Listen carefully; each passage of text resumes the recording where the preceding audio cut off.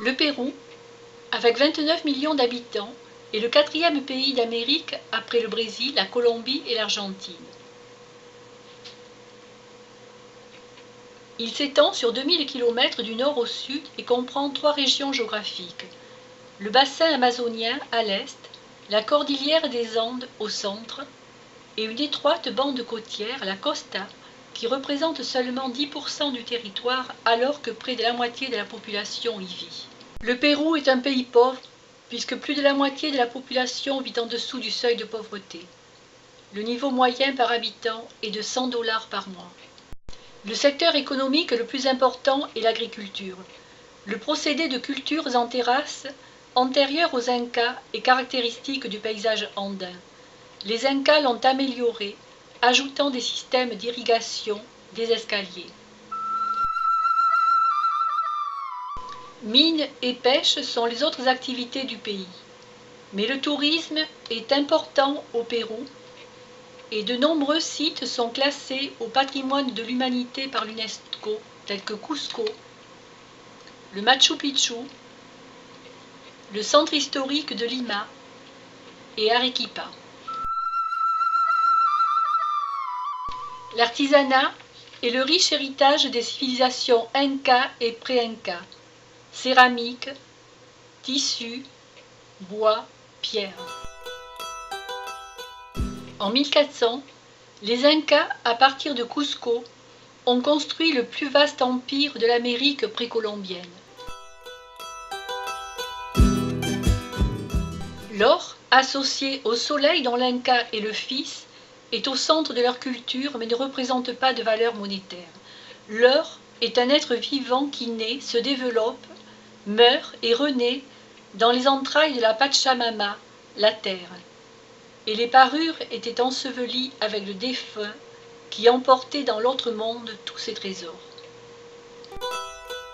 Le Pérou a été le plus riche empire Inca avant qu'il ne soit anéanti en 1533 par les conquistadors. Les Espagnols, conduits par Pizarro, sont entrés au Pérou et ont détruit temples, palais, ont fondu les œuvres de l'orfèvrerie Inca pour envoyer l'or en Espagne. Sur les ruines des temples, ils édifièrent de colossales cathédrales couvertes d'or.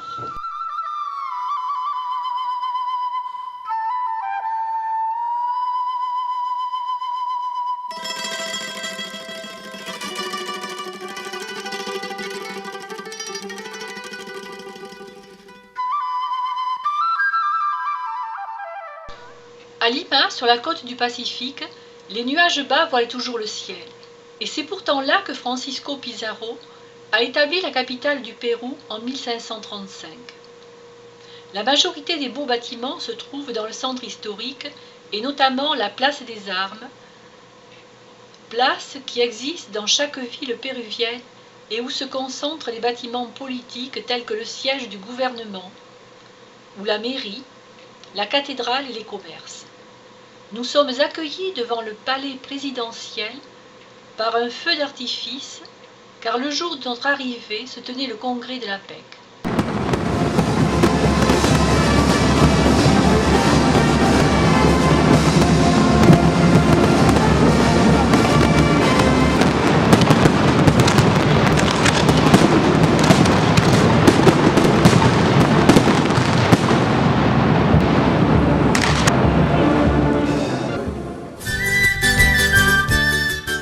Le lendemain, à midi, la relève de la garde.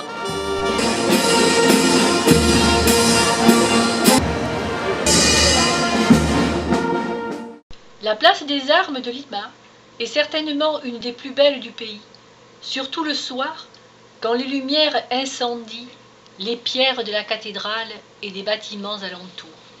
Dans la cathédrale repose la dépouille de Francisco Pizarro.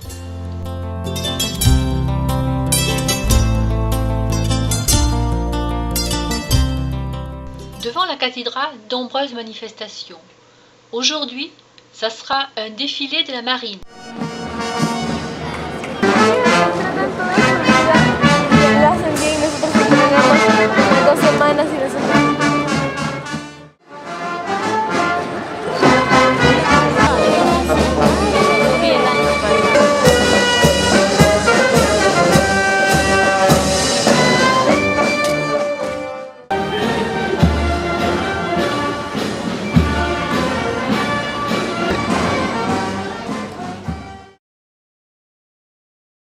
Et un autre jour, c'est la fête du Corpus Christi.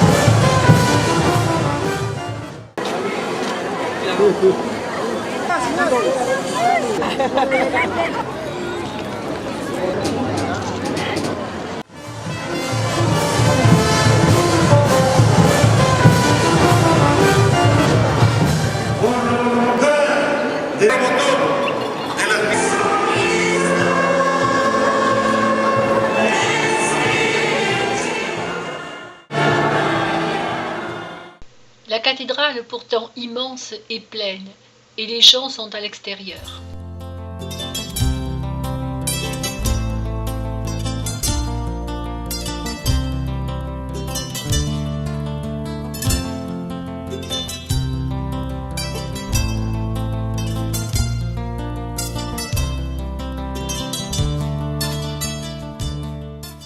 Autour de la place des Armes, les rues sont tirées au cordeau et offrent aux visiteurs un spectacle inouï avec ses bâtiments coloniaux de couleurs différentes et ses balcons de bois.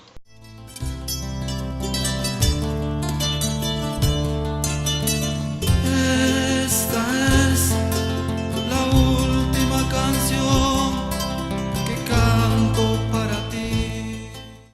À quelques mètres de la place des Armes, la place Saint-Martin est magnifique, fermée sur deux côtés. Si mañana me ves por la calle acompañado, comprenderás que tu presencia ya no me importa ni te quiero más. Comprenderás que tu presencia ya no me importa ni te quiero más. Pero siempre recordarás y tendrás que llorar. Lo mejor de este amor nunca más lo tendrás. Pero siempre recordarás y tendrás que llorar. Nous avons quitté la place Saint-Martin pour aller quelques rues plus loin, et là, de nouveaux bâtiments coloniaux, aussi merveilleux que les précédents.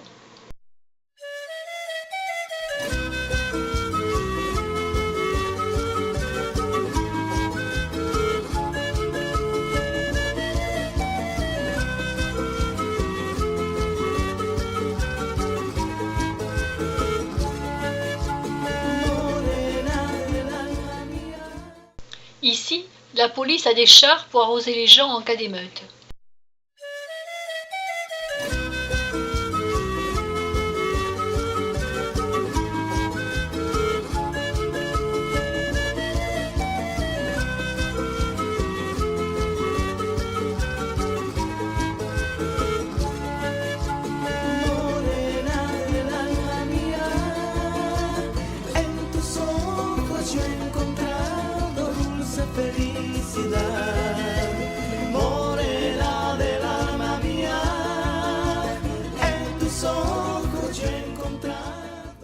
Lima et sa banlieue comptent près de la moitié de la population du Pérou. L'expansion démographique trop importante, 250 000 habitants par an, entraîne de graves problèmes au niveau du logement, de la circulation, de l'eau qui manque, de la délinquance. Mais le luxe existe juste à côté des bidonvilles.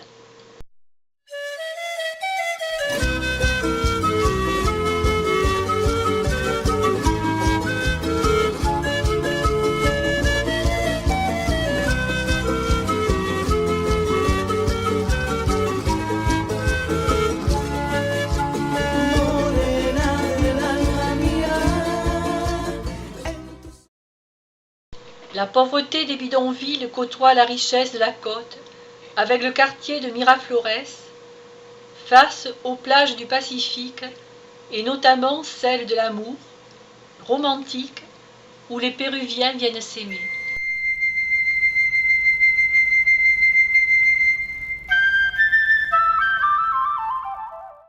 L'amour est bien sûr primordial, mais il ne faut pas oublier de se cultiver.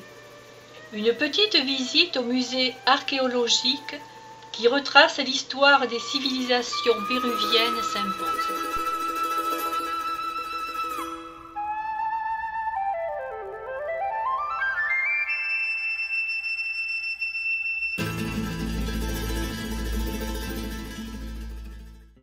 Et là, nous prenons conscience que l'amour était aussi un sujet d'actualité au XVe siècle. Chez les Incas, l'écriture n'existait pas, ce qui explique le manque d'informations, mais un système de comptage avait été mis en place et il n'était pas loin d'être un système d'écriture. Pisco, au bord de la mer, a connu le 15 août 2007 un terrible tremblement de terre qui a détruit de nombreux bâtiments.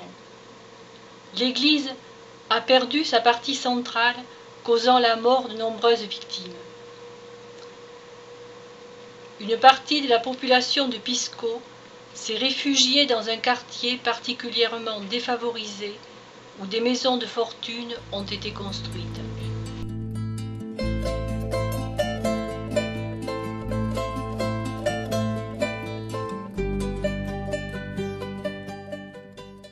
La distribution de vêtements s'est accomplie dans un calme exemplaire, chacun attendant son tour, repartant souvent déçus de n'avoir rien eu.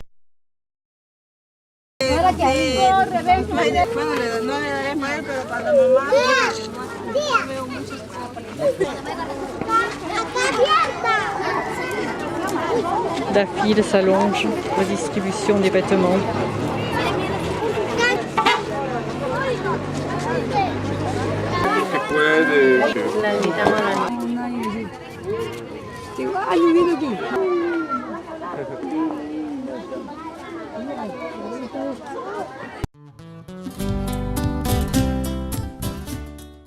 Paracas est un village de pêcheurs, mais les poissons se raréfient à cause du réchauffement climatique.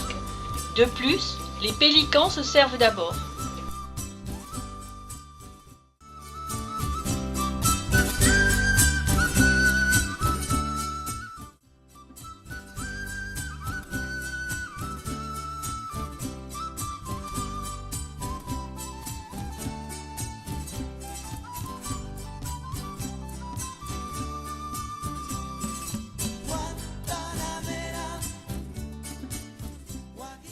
Les îles Ballestas abritent des milliers d'oiseaux qui volent au-dessus de nos têtes, se posent sur les énormes rochers, sous l'œil des pingouins et des lions de mer qui dorment ou jouent.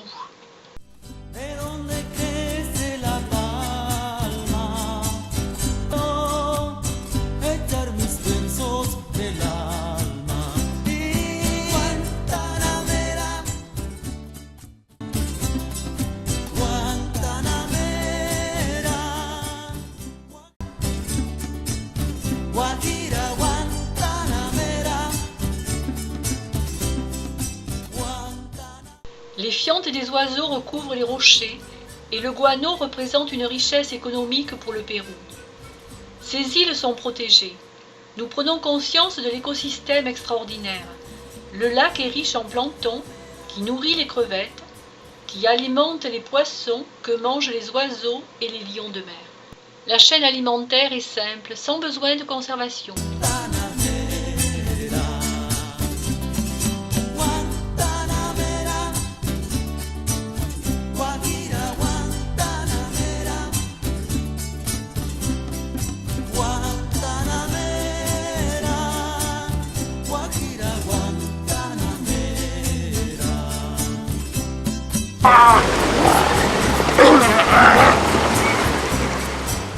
Quiero mi suerte y echar a los pobres de esta tierra.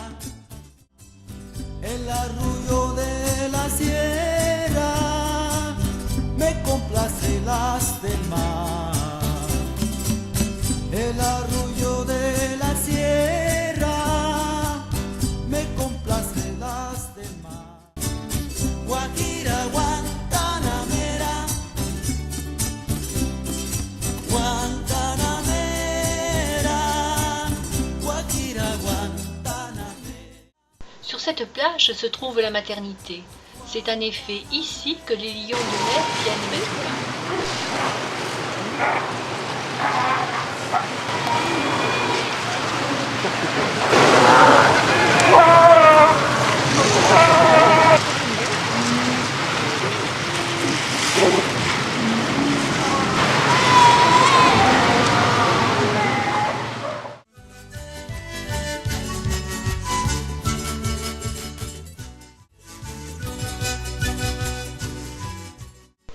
On nous offre un spectacle pour nous remercier de notre visite.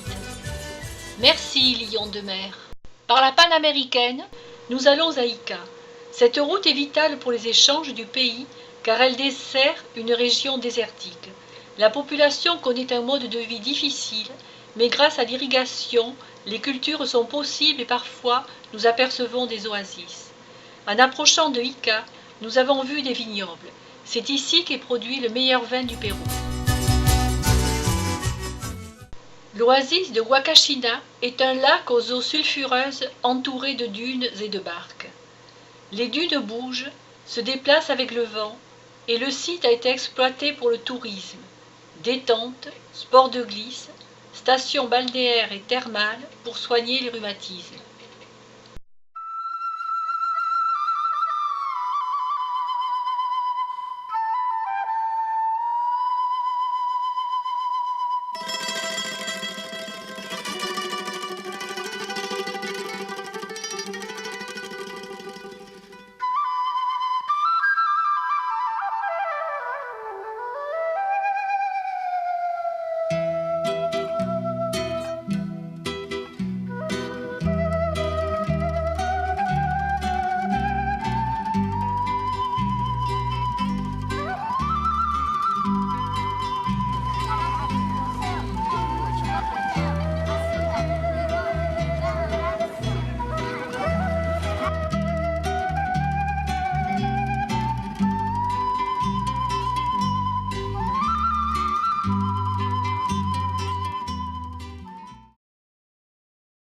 Paysage somptueux et désert de pierre de Ica à Nazca.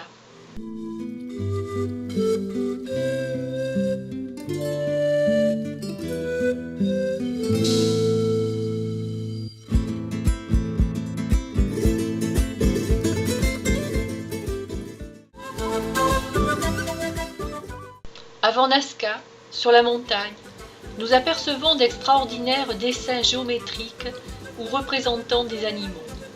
Ce sont les lignes de Nazca